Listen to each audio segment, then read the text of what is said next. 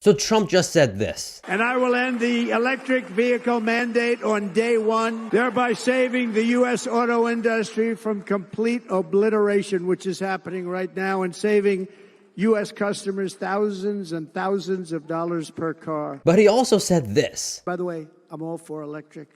They have their application. But if somebody wants to buy a gas-powered car, gasoline-powered car, or a hybrid, they're going to be able to do it. And we're going to make that change on day one. And because of this, the stock is down nearly around 4% today. The panic is real today. It's actually quite hilarious. But here's the thing. What he said is not bearish at all, especially mainly for Tesla. In fact, I'm going to argue and say this is actually pretty darn bullish for Tesla.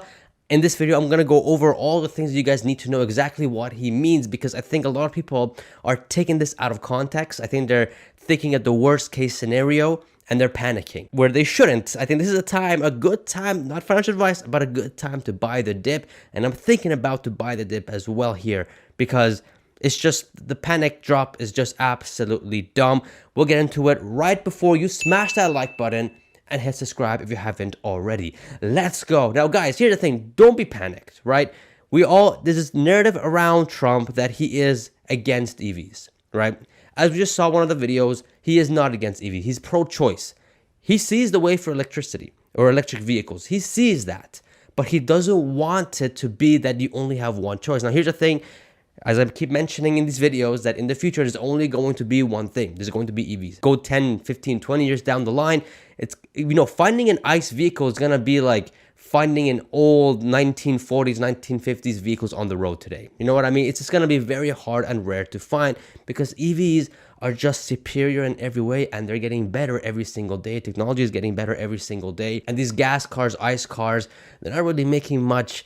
They can't compete with EVs. They really can't. If you guys haven't watched the video with my brother, he's a Tesla doubter, an EV doubter. His mind, you guys can see what he means, but his mind has been changed after doing that, after test driving the Model S. But he has some interesting points from someone who doesn't believe in EVs. And you guys will see exactly what he means, what the concerns are for someone who doesn't believe in EVs, or how we're getting there. You guys can check that video there. It was pretty interesting. But going back to Trump's remarks on EVs and all that kind of stuff, Elon Musk has something to say about this.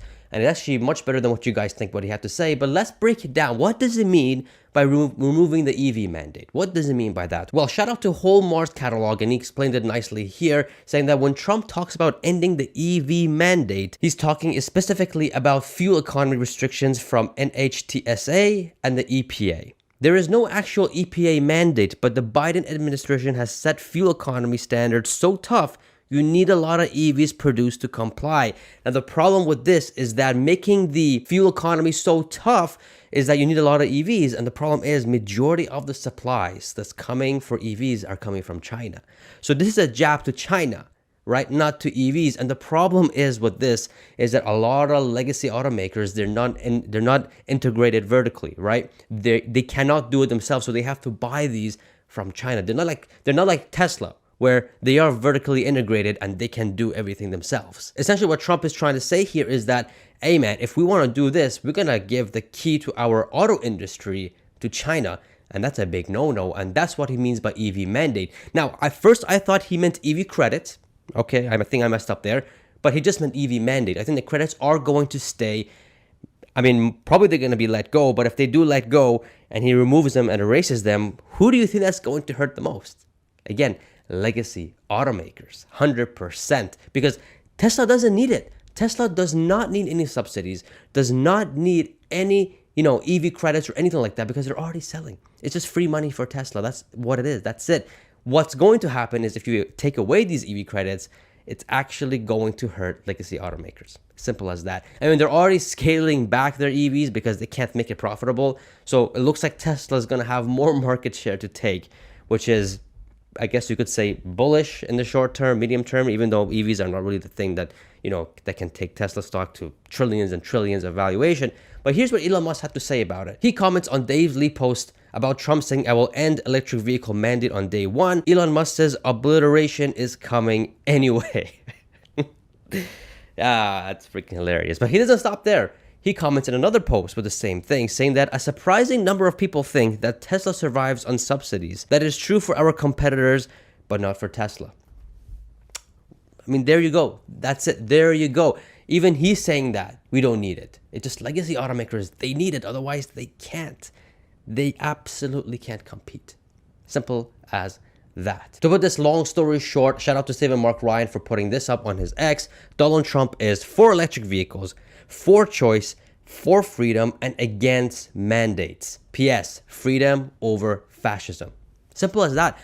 Trump wants freedom of choice. If you want an EV, go get an EV. If you want a gas car, go get a gas car. You know, even though, again, we know that the future is going to be EVs. It's just, you know, market sentiment, preference is going to shift to there anyways. But the choice is there, man. If you don't want an EV, go get a, you know, gas car, guzzling gas car, whatever. But it's pro-choice. That's what he means. And the fact that the stock is down, what, 3-4%, and it looks like slowly coming back up now because people are realizing that this is a good buying opportunity, is just ridiculous. And I called it yesterday that the stock's going to tumble down, even though this is bullish for Tesla, not bearish. So comment down below, guys. Are you buying this dip? Have you bought this dip? Are you thinking of buying? I'm thinking of buying.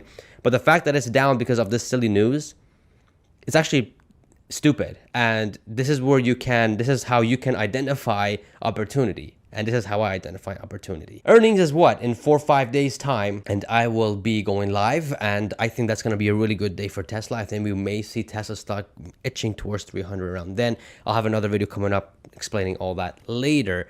But, hey man, when bullish news like this comes out, why do you panic?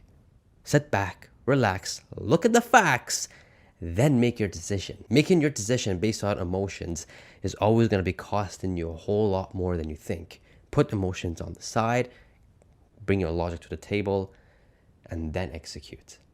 What happened yesterday with Trump, it was actually really bullish. I was like, okay, cool, we're going to end EV mandate, which applies to the EPA and all that kind of stuff. But he didn't talk about anything about EV credits, even though if that gets erased or not, doesn't really, do much for Tesla. It's mainly for the legacy automakers. Then he says he's pro-choice. He's for EVs, and he kind of has to be for EVs because the market is going down that route. And if America or the US does not want to be the forefront of it, you get China that wants to be. And we all know how much Trump does not like China when it comes to competitiveness to it. So, and we do know that Trump likes Elon Musk, and that is the biggest bullish thing when it comes to, Tesla. Hey man, cut the red tape with the full self-driving thing. It saves lives. Help us increase our EVs because China is going to kick our butt. There's just so many things that Elon and Trump can sit and talk to each other and help with the businesses and just humanity going forward. It's so bullish for Tesla. It's not even funny. And mind you guys, I keep saying this in all my videos, but the big roar that we saw with Tesla, it was during a Trump presidency. That's all I'm going to say. I'm just stating facts. I'm not with Biden or Trump. I'm just stating facts. Nonetheless, guys, I'll have another video again going over all these things and then some. Now, my brother was a Tesla doubter until he drove the Model S or an EV for the first time. Check the video right here. It's actually pretty interesting. And you'll see his point of view of someone who doesn't believe in EVs. It's actually quite interesting. The bubble that we live in, that EVs are the future, there's some people out there that don't believe in it, and some of the concerns get smacked on right here. Check it out. You all will be disappointed. Guys, get your I Bought the Dip t-shirt 10% off if you use RIP Shorts discount code. Subscribe, and I shall see you guys in the next video. I love y'all. See you later. See ya.